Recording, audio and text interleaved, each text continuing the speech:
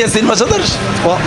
كنا خدامين اخويا وتنتفرجوا بحماس، داكشي زويون، ماتش نقيقي زويون، المهم ربحنا، هادشي هو المضمون. رانا دابا اللي جا بسم الله، اللي جا بسم الله الحمد لله، وكل شيء مرضات الوالدين كما قال لها الركراكي. الله يحفظك، مبروك علينا. يكبر بك. شي كلمه بحكم هذا شنو كيف جات المقابله؟